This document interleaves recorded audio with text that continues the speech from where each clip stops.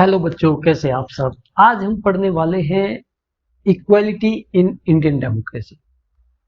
देखो बच्चों, इक्वालिटी है क्या और डेमोक्रेसी क्या है। डेमोक्रेसी होती है कि जहां गवर्नमेंट को लोग खुद चुनते हैं वोटिंग के बेसिस पे। And what is equality? Equality है बच्चों की इक्वल अपॉर्चुनिटी, कि किसी भी इंडिविजुअल के साथ इन इक्वालिटी ना की जाए, सबके साथ इक्वल व्यवहार किया जाए। और इक्वल व्यवहार करते समय ये ना देखा जाए कि उसका जेंडर क्या है, उसकी कास्ट क्या है, उसका रिलीजन क्या है, उसकी इकोनॉमिक कंडीशन कैसी है, वो अमीर है या गरीब है। और इसके साथ साथ लोगों को इक्वलिटी के लिए लीगल प्रोटेक्शन भी मिले, जिससे समाज के अंदर जो डिस्क्रिमिनेशन हो रहा है, जो भेदभाव हो रहा है, उसको रोका जा सके और लोगों के साथ इक्वल ट्रीटमेंट हो सके। क्योंकि लॉ के सामने सभी इक्वल है। और ये जो इक्वालिटी के प्रोविजन है,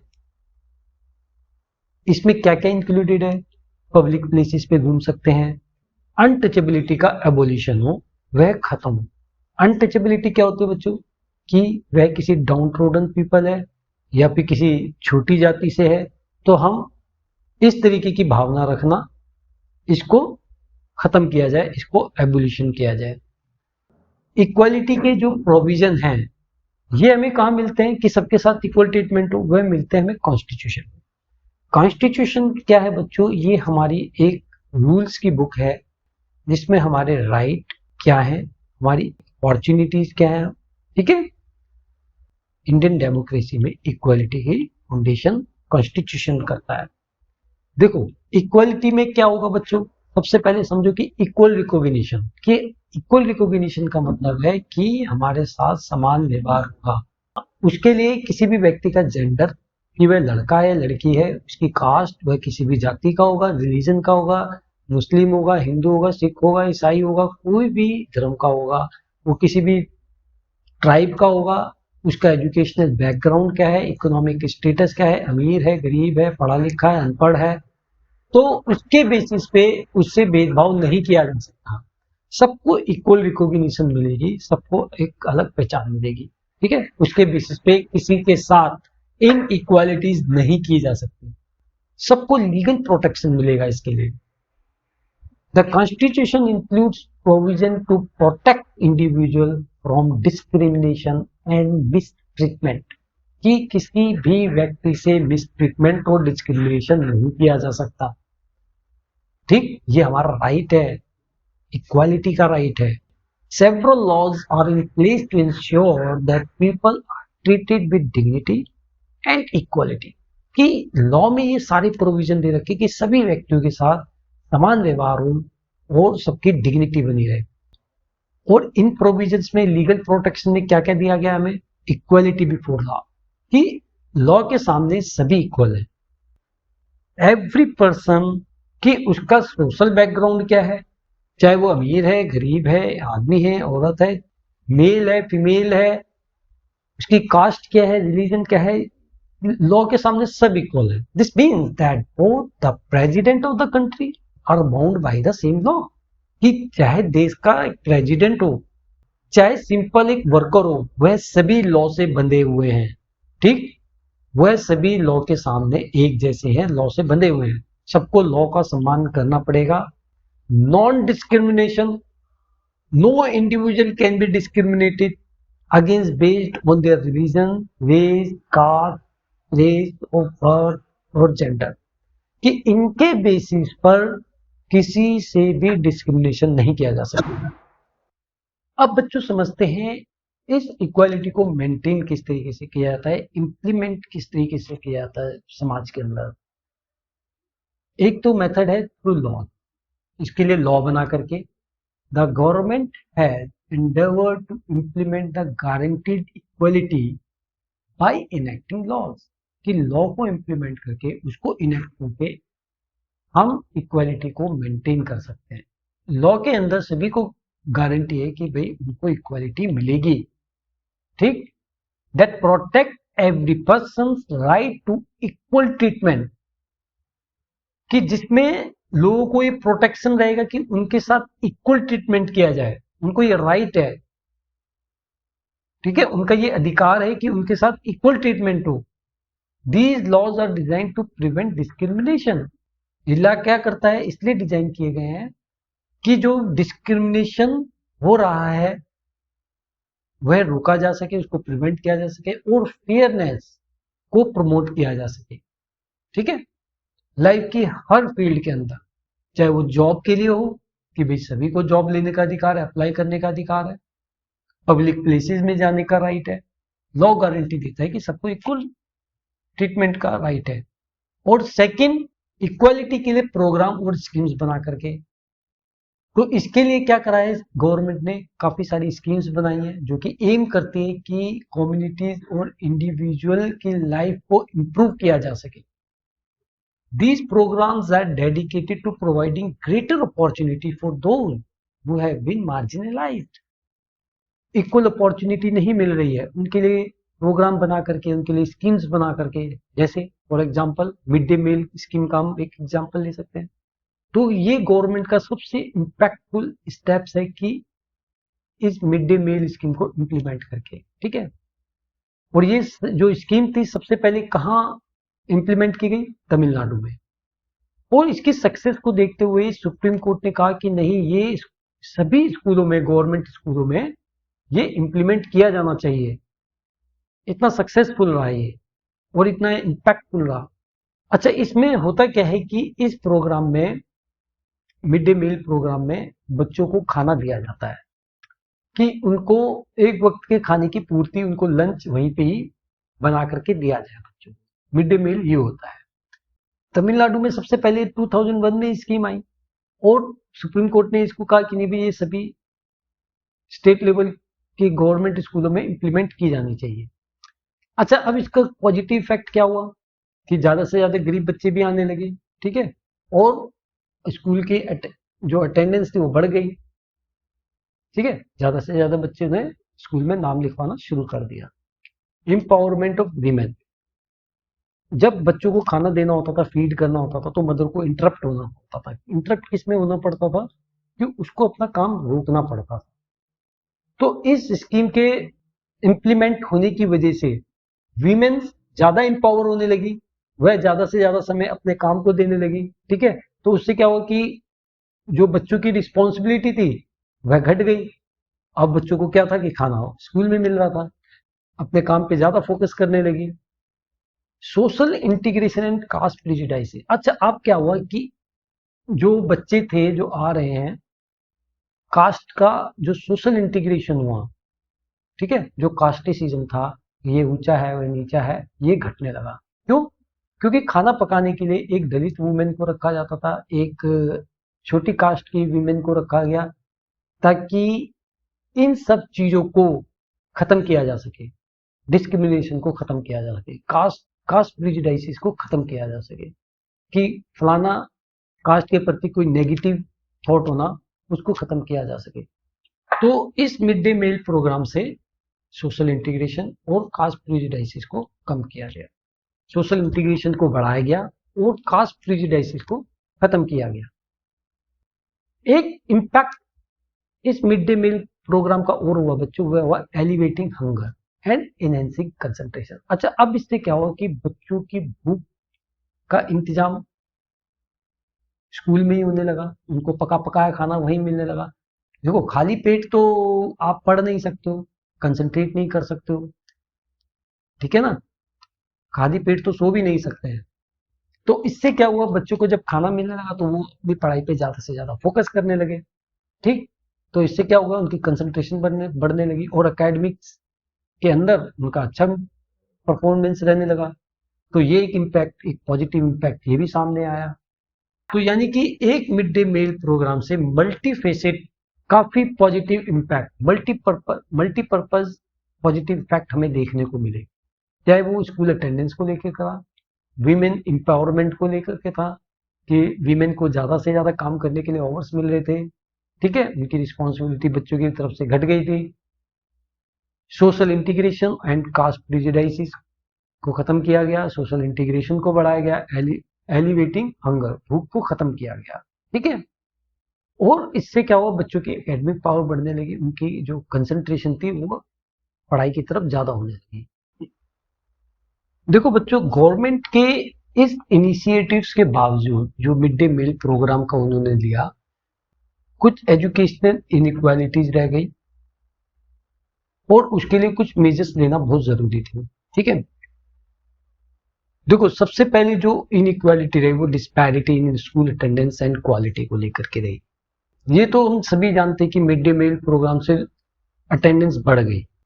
जो अंडर प्रिविलेज लोग थे, जिनके पास सहूलियतें नहीं थी, उनकी अटेंडेंस अब भी कम थी in comparison of those who were wealthy. जो बच्चे वेल्दी थे उनकी अटेंडेंस अभी भी हायर थी। These differences affect the learning environment, perpetuating unequal access to education. इससे क्या हुआ कि लर्निंग प्रोसेस के अंदर रुकावटें आई।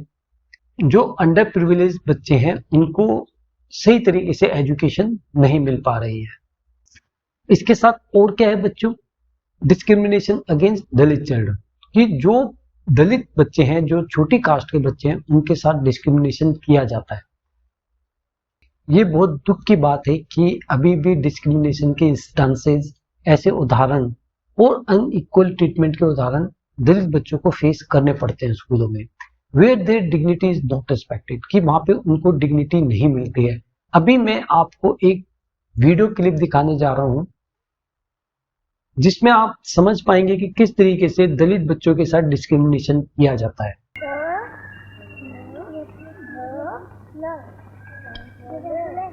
ए रंजीत, इधर आ मेरे पास।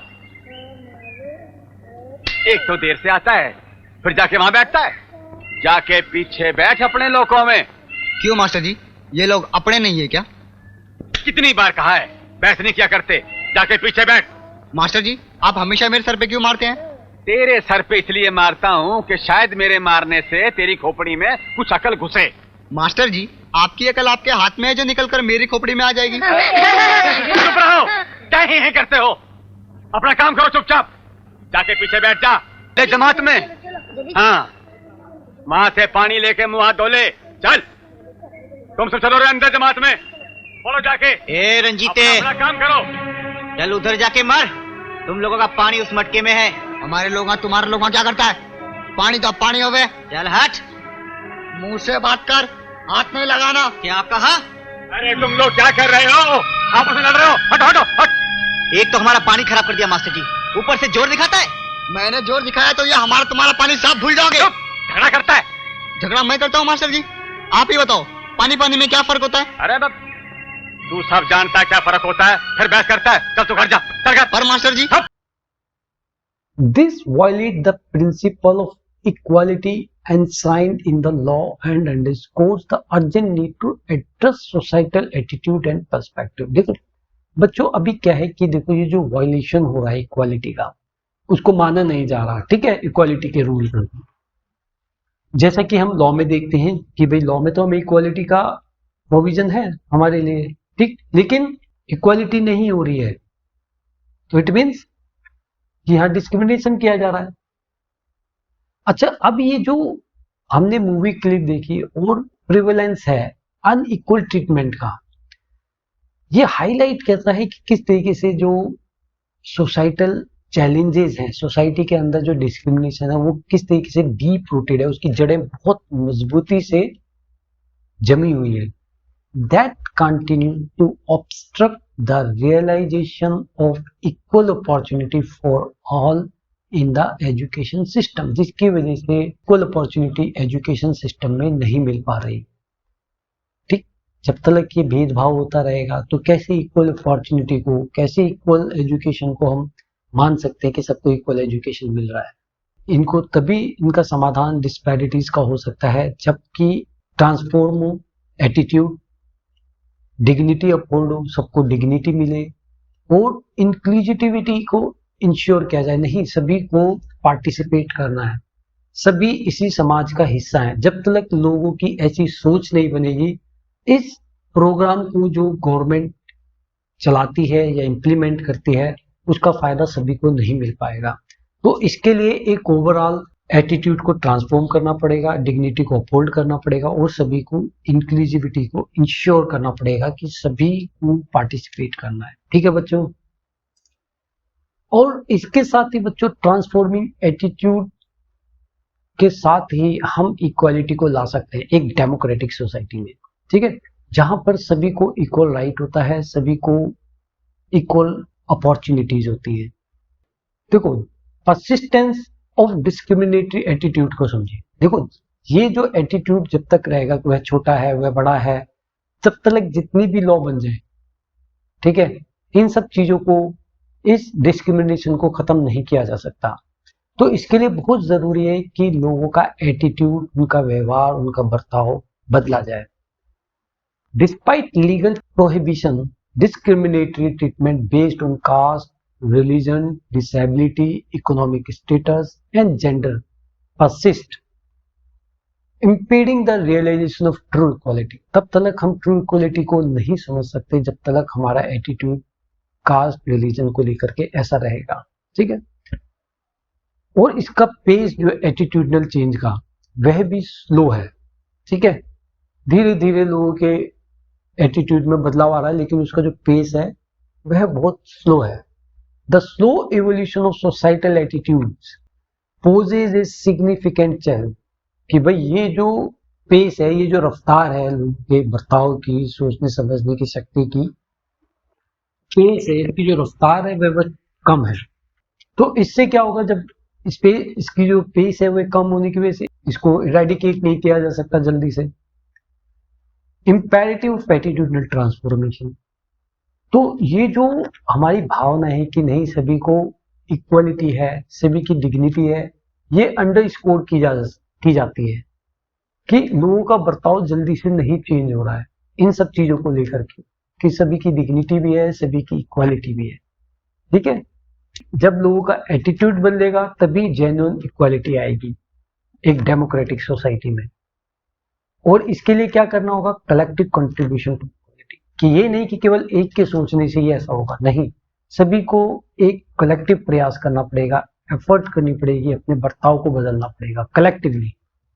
ठीक है, अगर कोई सोच ले कि केवल एक व्यक्ति का बर्ताव बदलने से ये सब चीजें, डिस्क्रिमिनेशन खत्म हो जाएगा, ऐसा नहीं। The continuous struggle to establish equality is a collective endeavour, ये एक समग्र प्रयास है, ये कलेक्टिव प्रयास है।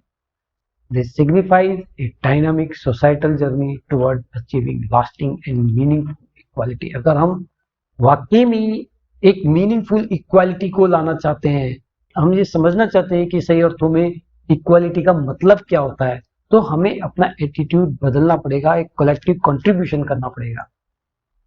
अब बच्चों हम बात करते हैं issues of equality in other democracies. देखो, ऐसा नहीं है कि इन इक्वालिटी केवल हमारे ही देश में होती है, ऐसी और भी कई कंट्रीज हैं जहां पे इनइक्वालिटी हुई है और उसके लिए नियम भी बने हैं, और इसके लिए कई कम्युनिटीज स्ट्रगल भी कर रही है।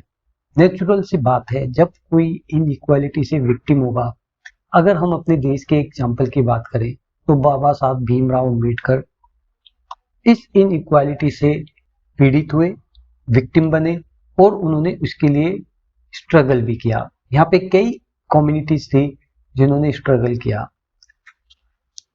अब हम एक example United state of America का लेंगे।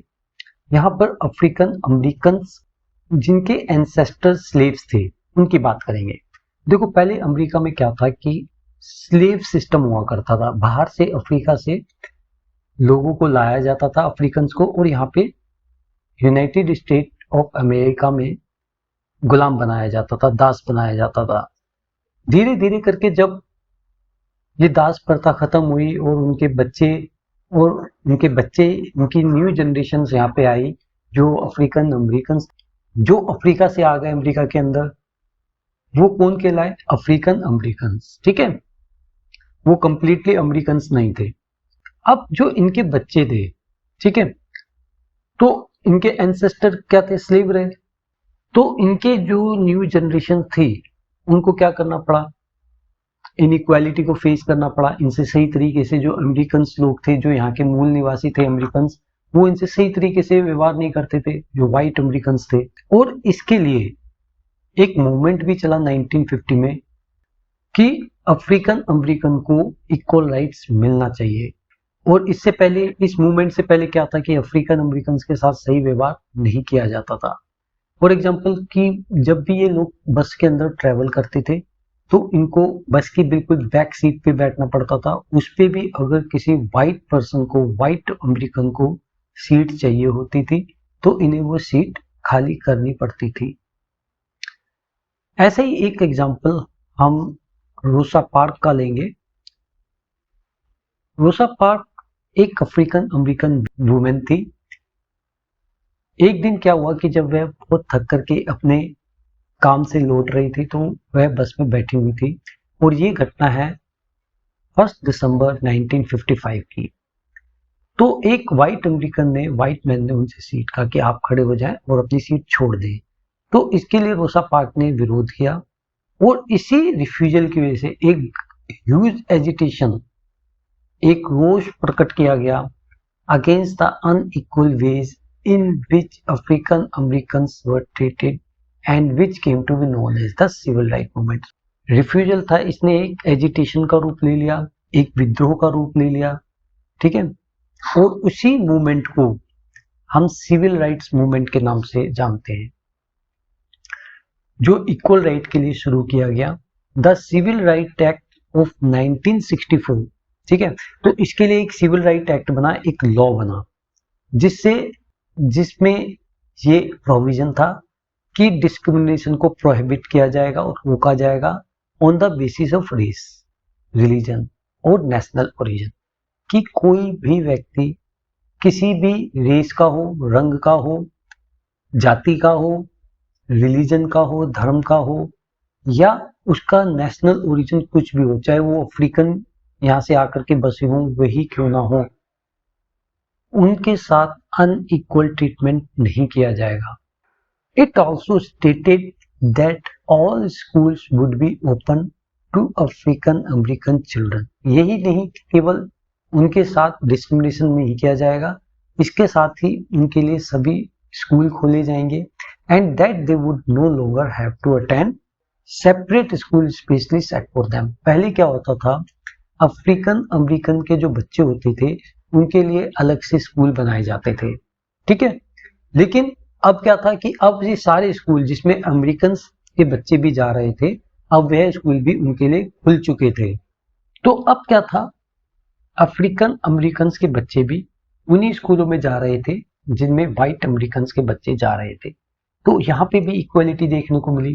रोसा पार्क द्वारा किए गए रिफ्यूजल कि नहीं, मैं अपनी सीट नहीं छोड़ूंगी, और उस रिफ्यूजल से जो एजिटेशन का रूप लिया, सिविल राइट एक्ट बना 1965 के अंदर, जिसने ये अधिकार दिया कि किसी के साथ डिस्क्रिमिनेशन नहीं होगा, किसी के साथ भेदभाव नहीं किया जाएगा। लेकिन इस सिविल राइट एक्ट के बावजूद भी अफ्रीकन अमेरिकन की एक मेजॉरिटी अभी भी इस कंट्री के अंदर, अमेरिका के अंदर पुअरेस्ट है, गरीब है। और गरीबी की वजह से अफ्रीकन अमेरिकन के जो बच्चे हैं केवल गवर्नमेंट स्कूल को ही अफोर्ड कर सकते हैं। वो पुअरली क्वालिफाइड टीचर्स होते हैं, वहाँ पे इतने क्वालिफाइड टीचर्स नहीं होते। या फिर वाइट अमेरिकन स्टूडेंट ऐसे एरिया में रहते हैं जहाँ पे गवर्नमेंट स्कूल बहुत अच्छे हैं, ठीक है, जैसे प्राइवेट स्कूल होते हैं, लेकिन उनकी जो नंबर्स हैं वह बहुत कम है। Issues in other democracies of inequality में हमने बच्चों समझा कि इनइक्वालिटी का इशू हर कंट्री के सामने फेस होता है, जरूरत है तो उसके लिए लॉ बनाने की, ठीक है। हम ये सोचते रहेंगे कि सामने वाले का रिलीजन क्या है, उसकी कास्ट क्या है, उसका जेंडर क्या है, उसकी रेस क्या है, वो किस रंग का है, वो किस जेंडर का है, तो तब तक हम अपने व्यवहार के थ्रू इनइक्वालिटी करते रहेंगे, दूसरों को प्रेजराइज, दूसरों को नेगेटिव थिंकिंग से देखते रहेंगे। अब चैलेंज ऑफ डेमोक्रेसी को समझते हैं बच्चों। देखो, no country can be described as being completely democratic.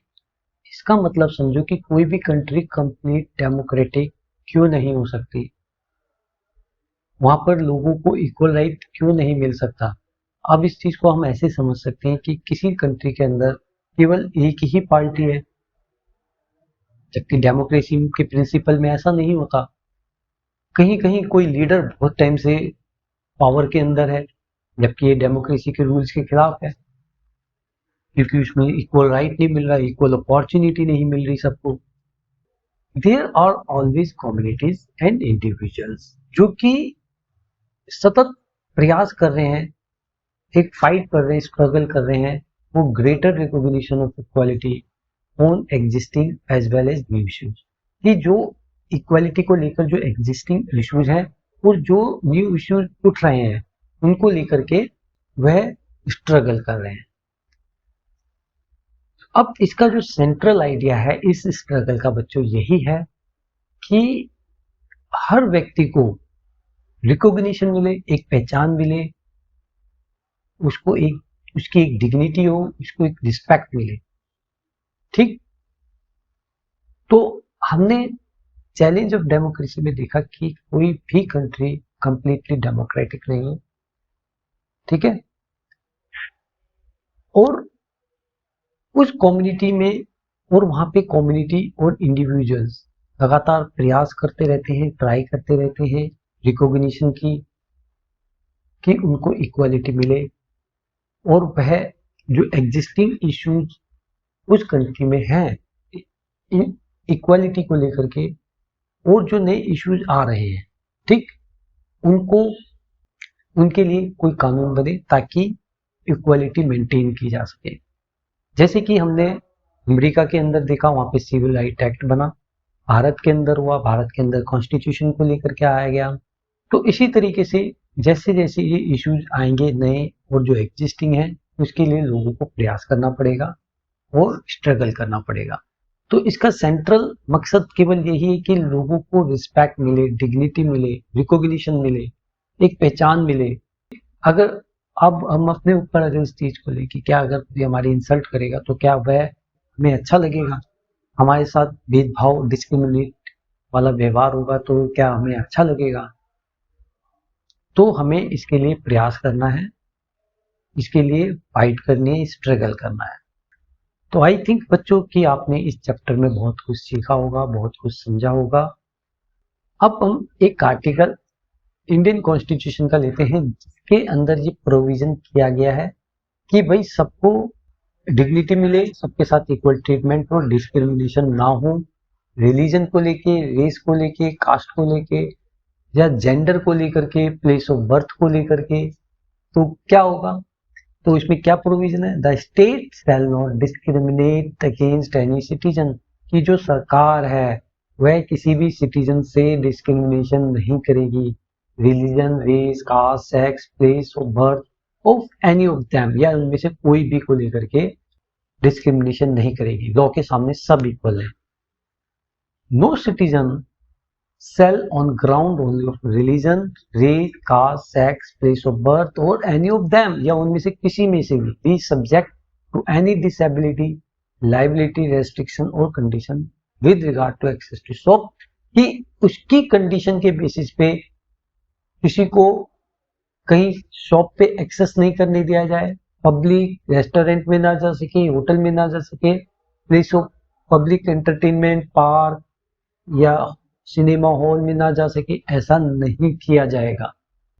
और the use of wells, tanks, bathing ghats, जो घाट बने होते हैं, ठीक है, घाट यानी कि नदी के किनारे। तो यहाँ तो शहरों में तो क्या है कि हम लोग बाथरूम यूज करते हैं, लेकिन गाँव के अंदर क्या होता है, घाट पे लोग कपड़े और नहाते भी नदी के किनारे, ठीक, उसे घाट्स बोला जाता है। Roads and places of public resort maintain wholly और partly out of state funds, और चाहे वो प्राइवेट हो चाहे वो सरकारी हो, वह जनरल पब्लिक के लिए डेडिकेटेड है, वहां पे कोई भी एक्सेस कर सकता है। तो ये हमारे कॉन्स्टिट्यूशन में ये प्रोविजन आर्टिकल 15 के अंदर ये प्रोविजन किया गया है कि किसी के साथ भी डिस्क्रिमिनेशन ना हो। आई थिंक बच्चों ये पॉइंट आपको क्लियर हो गया कि किस तरीके से इक्वालिटी के लिए सरकार काम करती है, नियम बनाती है, रूल बनाती है, स्कीम्स बनाती है, ठीक है। और ये एक ऑनगोइंग स्ट्रगल है, इसके लिए सतत प्रयास होता रहना चाहिए।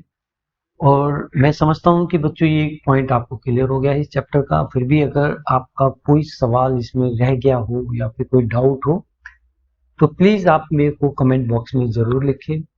नेक्स्ट वीडियो तक आप पढ़ते रहें, मिलते हैं अपने नेक्स्ट वीडियो में। Bye bye.